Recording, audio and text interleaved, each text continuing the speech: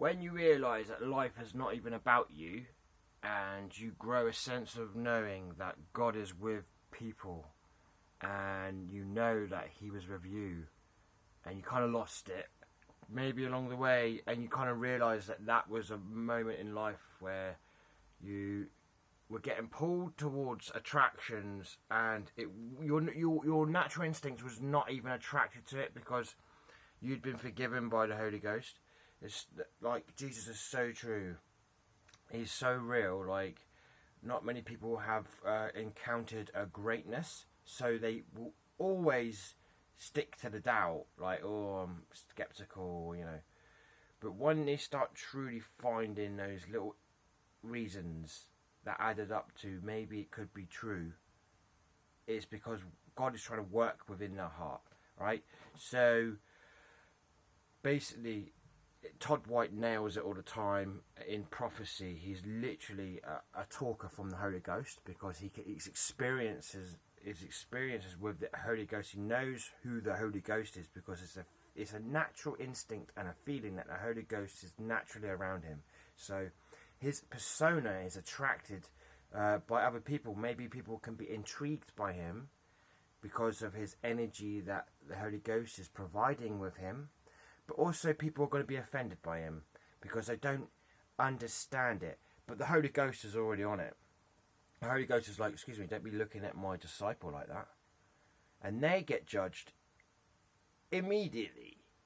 Immediately. They don't, like, they feel offended more so. And Todd White's just standing there just normal in his persona. Not bothered about this instigation, whether somebody likes him or not, because he's humblified. He's a humble person in this creation that he knows the Holy Ghost exists. And the Holy Ghost knows he believes in the Holy Ghost, in him.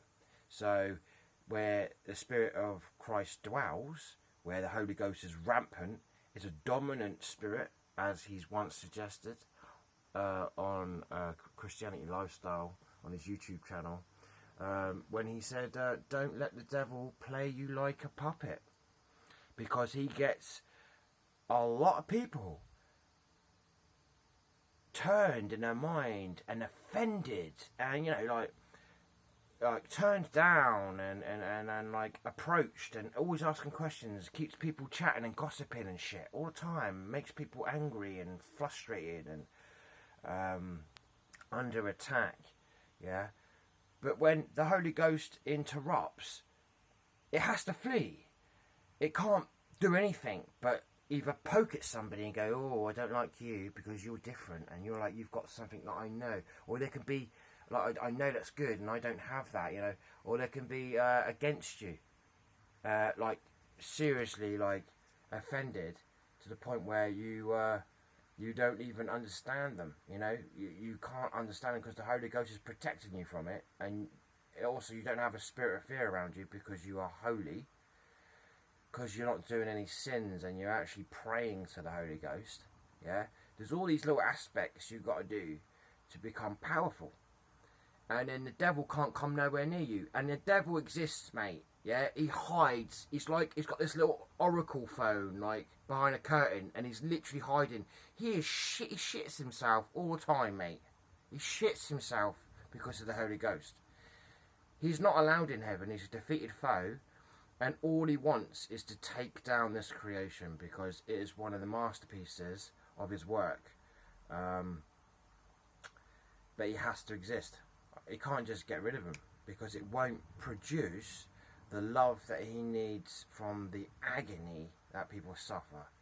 And it's just the way it is. The agony of life, like the pain, the sufferings, you know, the crying, the anguish, the doubt, the spite, the rage, the hate, all these negativities, yeah, will all just be washed away in a field of sinless, motionless pattern that will be draped over you from the Holy Ghost once you have completed your task. Everyone has a task here, whether they like it or not.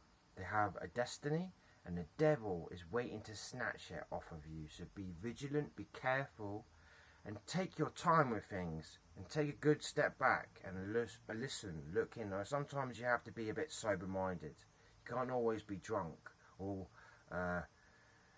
stuck up on other stuff like weed. I come from like a different background, yeah, than, you know, the posh type. So when I was like growing up, everyone was smoking weed in the 90s and taking drugs, and they thought it was cool, but all it was doing was destroying their nervous system to the point where they ended up getting some weird sort of spirit of fear or something, you know. I mean, I've got the spirit of craziness before. Just all kinds of spirits are out there, just ready to take you down into a dark place where it's like, yeah, it's hard to get out, and it's hard to note that would you ever get out of that, like anxieties, pressures, just your life matters, right? And so many people just don't know that. They just don't want to look into it, and they're very afraid of the faith because they're afraid of what people think about it, which is ridiculous. When you get old and grey, you're going to be thinking about it more than ever because you've got no beauty left. You're old and grey. You're not going to be doing model. You're not going to be going out there and partying like you do and doing all these drugs. You'll be there actually kind of considering it on your deathbed at probably about 65, 75 is normal kind of age to die because of all the problems in the system that is only mortal, right?